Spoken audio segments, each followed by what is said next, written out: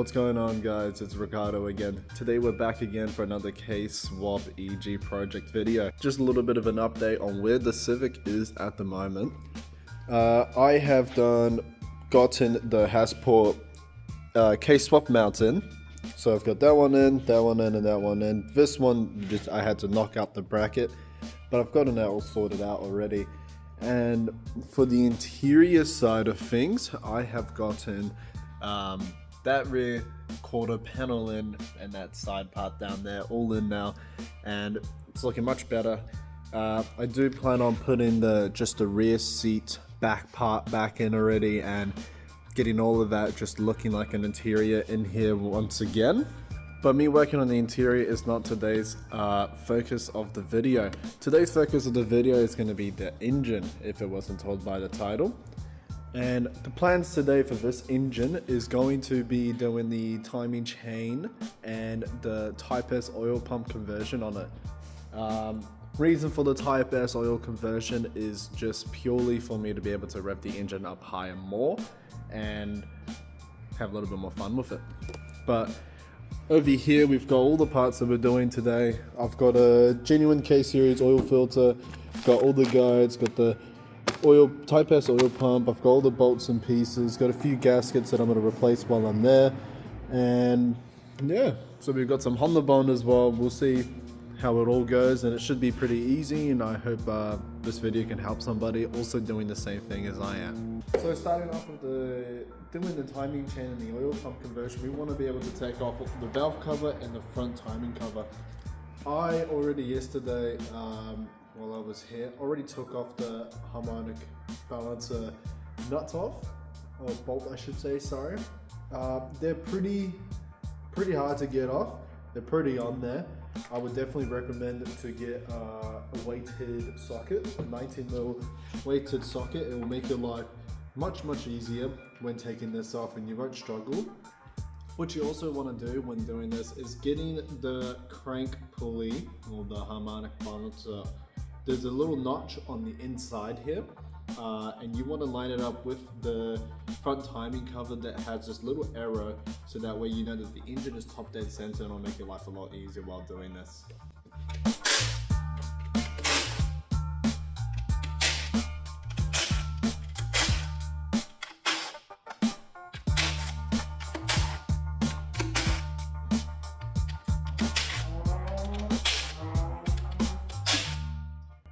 As you guys have just seen what I've been doing here, I'm just going to take off all of these covers around here. They're not super difficult. All it is just heaps of 10mm bolts everywhere. And you just take all of them out and everything should come out really easily.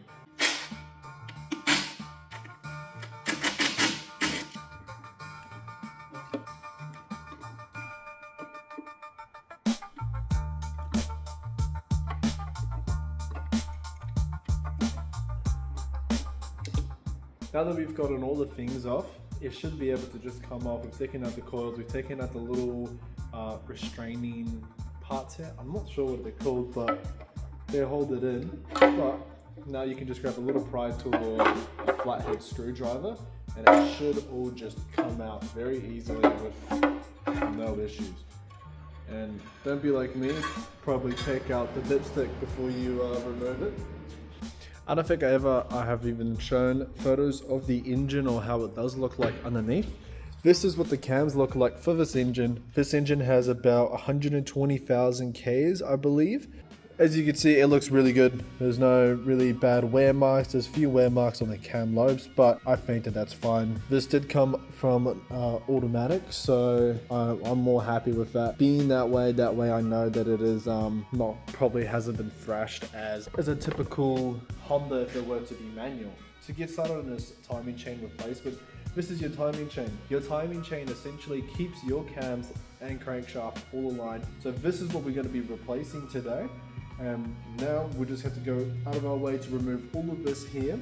And for this engine, you also need to remove the sump to be able to take off the front cover.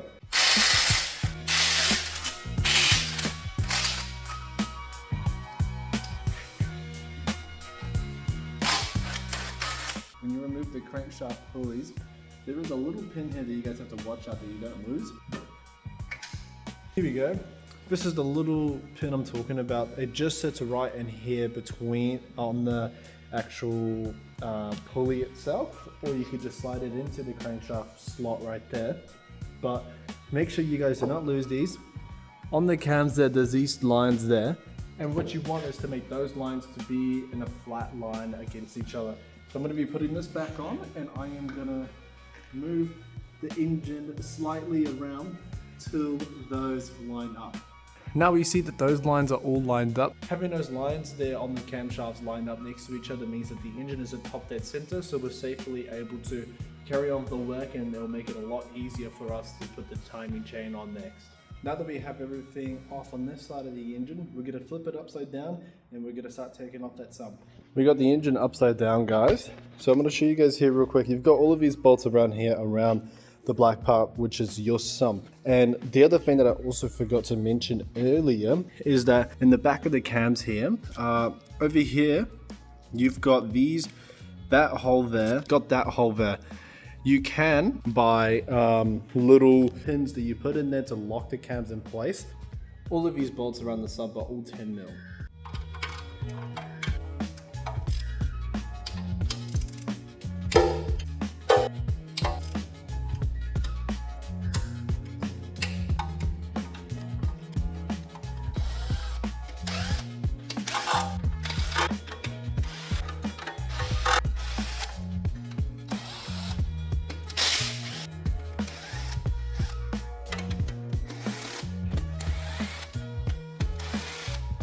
One thing you guys do have to watch out, that the 3 bolts at the front of the sump, it has an extra longer bolt for it to go through that holds in the timing cover in place.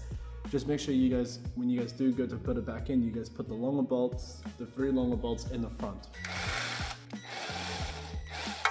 What makes it really easy to be able to take off the sump, typically you can just use like a flathead screwdriver to pry it in here and just slowly knock it out, but you're more likely to bend the sump or just damage the engine itself. I would definitely recommend getting a sump removal tool. It makes it much easier, and you essentially do the same thing, but you just smack it in there.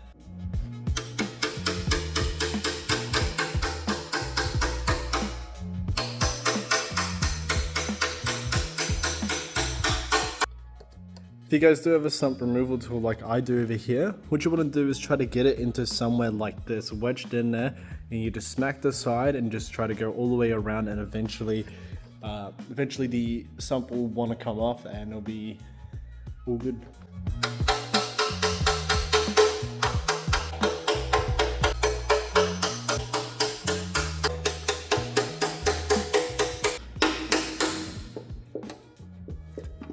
I've just been knocking this thing around, and as you can see, the sump is already wanting to come off. So what I will do now is just grab a screwdriver and just go lightly around everywhere to be able to get that sump off, and it should come off pretty easy.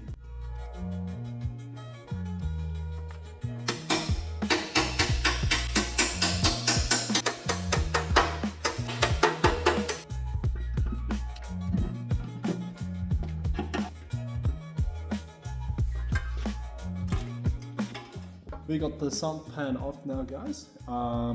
There's a little bit of oil sludge in there, but nothing much that I want to honestly worry about. And this is the oil pump that we will be changing, and I will explain more about why I'm changing it and how it allows me to have more RPM. For the other part of it, all of these gaskets, I will be cleaning all of this stuff off soon when I do go to install it, or after I remove that oil pump. But for now, we're just going to keep going. Now that we have the sump off, we're going to start removing the front timing cover. The front timing cover isn't too difficult. I believe it is supposed to be just 10 mil bolts all the way around here and here, and then this should all just come out really simple. Should be nice and simple to take out and shouldn't be too much of a struggle, so we'll do that first. Also with the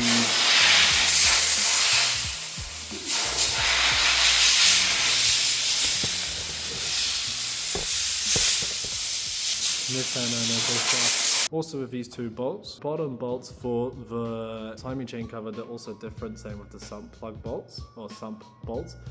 These ones with these ends here on the beginning of the bolts go in the bottom of the timing chain cover, so do not get those mixed up.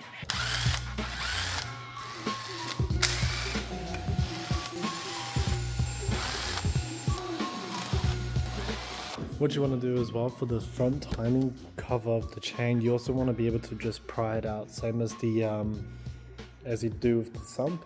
You got to be careful with damaging the block and the front of it, but you don't have to be obviously too rough with it, but just rough enough. So you just have to go around a little bit and you'll be able to get it off eventually.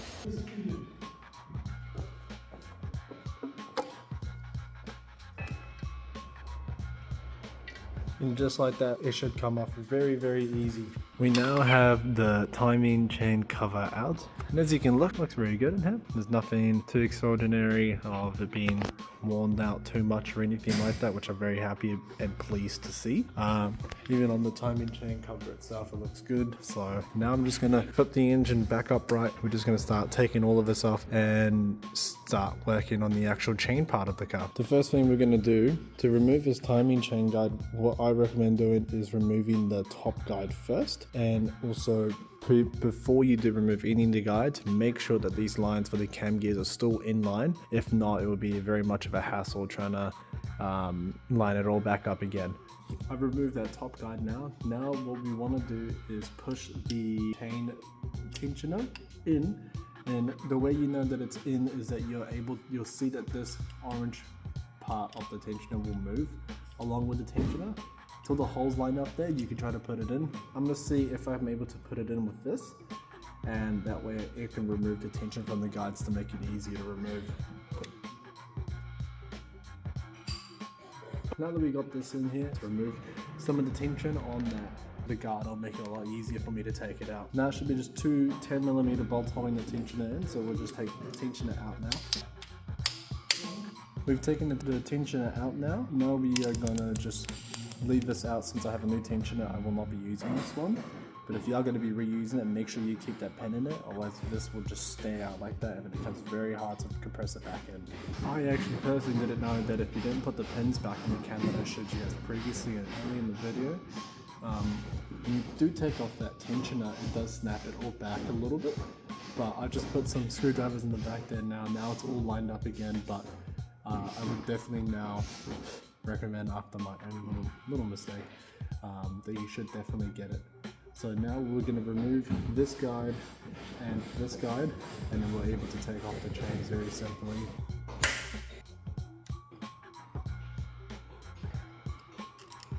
Now that we've taken off that first guide on the left here, we'll start working on the guide on the right. This guide, the bolt there was just a 6mm hex key that you just need to use. And these ones, there's just 3 10mm bolts, and then this chain should come off very easily.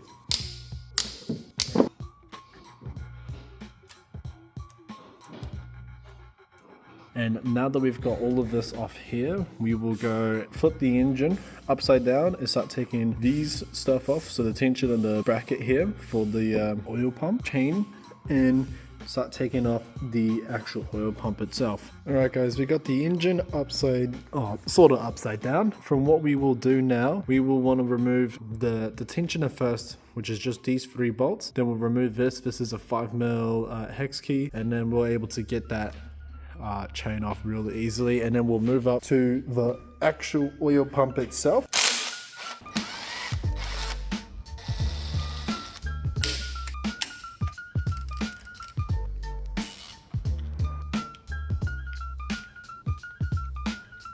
The chain's not coming off, so what I'm going to do, I'm just going to loosen up these bolts that are holding in the oil pump, and then see if I can just wiggle it out, the chain with the oil pump, when I remove it.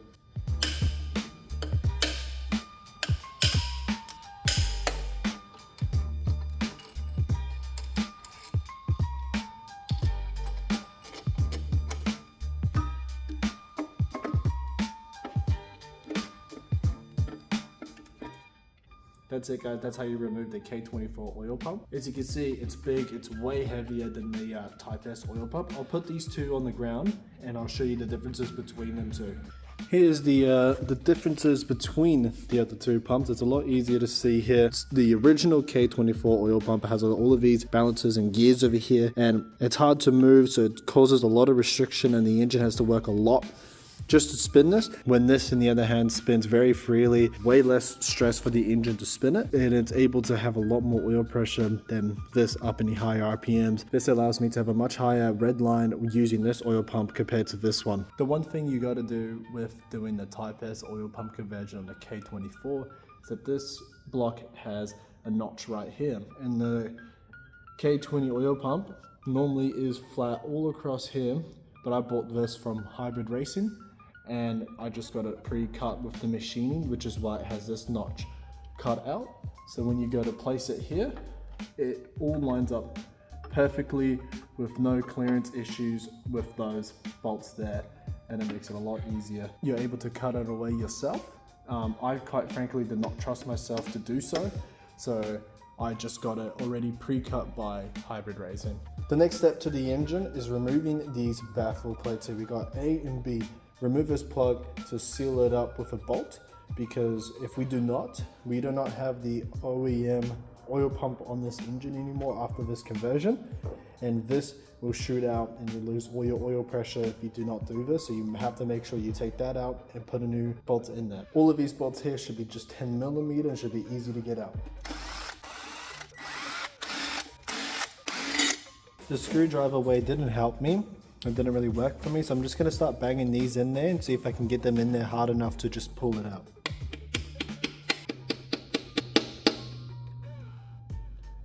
Just like that, it should just come out like that. Inside this hole, it is already threaded after you get it out. So what you want to do is put some Honda Bond or any sort of RTV oil. And what you want to do after is trying to find a bolt. And for me in this instance, like I said just before, you can use RTV or Honda Bond, but I'm just going to use thread locker to put it on the thread and then thread it in here and just torque it down. The torque spec for this bolt is 16 foot-pounds for anybody wondering. Now that's torque to spec. What we want to do now is to clean off everything around where the sump will mount on. Bottom of the engine here in the block all cleaned up nicely. Now it is time to install the new oil pump. But before we do that, we need to install this new windage tray. And the one thing that you must make sure is that this bolt clears the windage tray, not that you don't want it sitting a little bit slightly out. Otherwise it could cause some sort of issues with your oil pump. I've got new bolts as well to bolt down the windage tray. I don't know if you're able to use the old bolts to put the windage tray in, but either way, I bought a kit that came with brand new bolts, so I'm just going to use the brand new bolts.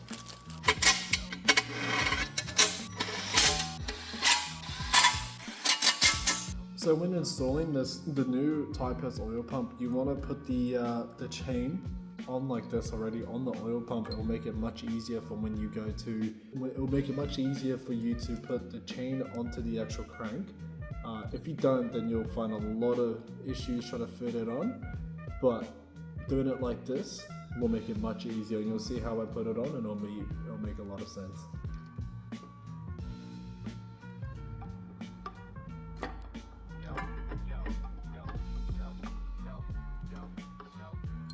Once you got it in this position, you want to try lining up the little end parts on it, and it should only go in one way, and you'll know when you got it in. Just like that, and it's in. For the oil pump kit as well that I got from Hybrid Racing, comes with the 3 bolts as well to bolt down the oil pump to the K24. So we've got one long one shorter, and then a small one. The extra long bolt will go into the left side here. The medium bolt will go right here, and then directly behind where the medium bolt goes is where you want to place this little bolt in. The torque spec for these 3 bolts are 16 for these 2, and then the back one that we installed, that one will be 8.7 foot-pounds of torque.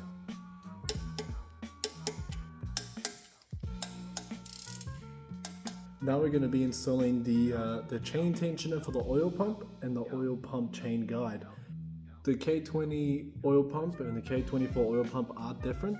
The K24 oil pump actually runs a lot longer than the K20, and that will cause a lot of clearance issues with the chain and not allow the chain to go where it needs.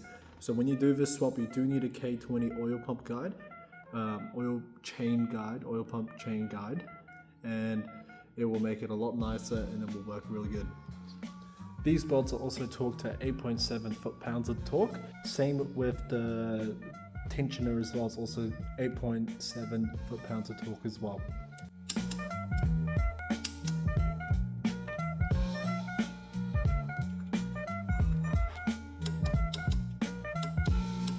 And once everything is all torqued down and everything is in, you just pull this pin, boom, done. Now we've got tension here and the oil pump is now good to go, and we have successfully converted it to a Type S oil pump on my K24. Now it's time to put the oil pan back on, and the trick to this is just to try to put it as straight as possible first try to not smear the new RTV everywhere.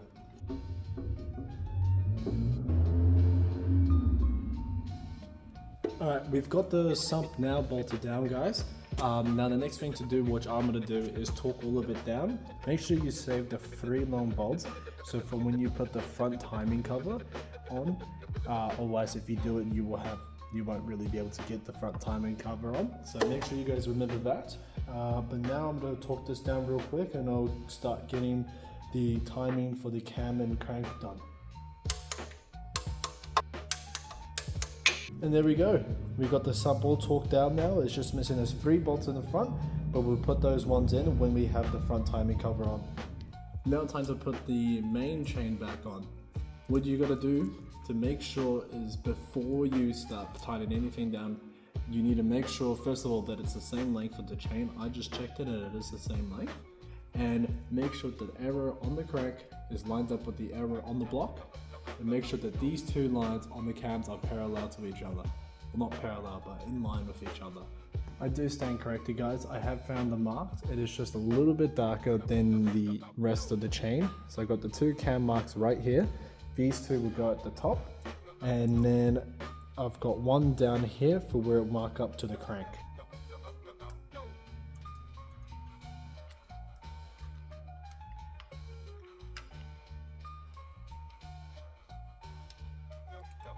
After a little bit of complication, I would definitely recommend for if you're going to do your own timing chain, you should definitely get the pins to lock the cams in place.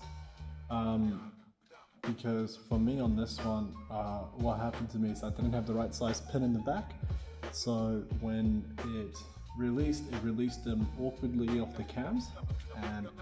But now I've got a little bit bigger pins in the back and it's holding them still. And now I've got the 2 cams up here all lined up, and the crankshaft is all lined up to the timing chain as well. Now we're just going to tighten all of the bolts down and torque to spec, and then we're going to release the pin and then should be set timed. So now for the torquing procedure for the guides. These 4 here, they're all going to be also torqued down to 8.7 foot-pounds of torque. The one up here, I don't know what the foot-pounds is, but it is 22 Newton meters.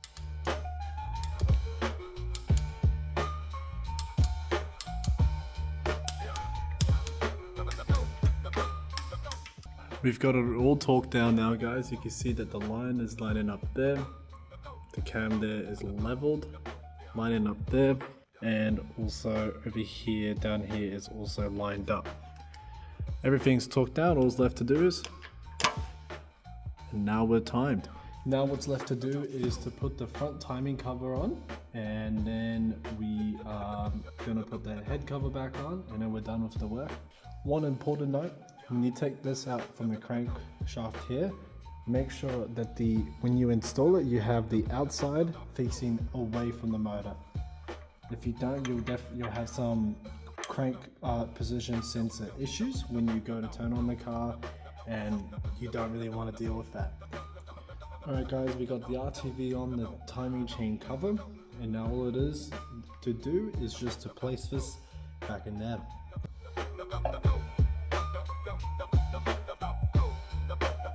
And just like that, the front timing cover is now on.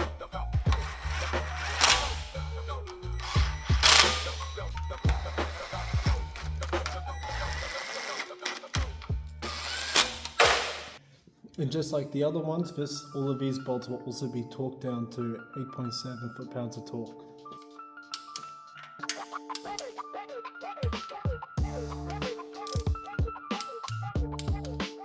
That's going to be today's video, guys. Hope you guys enjoyed watching me install the Type S oil pump and replacing the timing chain on the K24. And wasn't too hard. It was just annoyed me when I didn't do that, but now I know for the future that definitely buy those pins. That's the one thing I definitely recommend, is buying those pins so you don't have issues. But here's the engine now. Now I'm just gonna put everything back together on it to just snug. I'm not too worried about the crankshaft pulley. I'm gonna tighten it down once I've got a clutch and flywheel on it, so I can actually get a proper torque to spec down. But for now, I'm just gonna chuck the valve cover back on and do all of that off camera. But I appreciate you guys watching the video. Let me know what kind of more content you guys want me to make. I do plan on making a video next on how to wire it in the conversion harness from hybrid racing into the actual car. That might be the next video that I do, but we will see on what happens. But that is definitely a plan of a video that I do want to make. Appreciate you guys watching my video. See you later.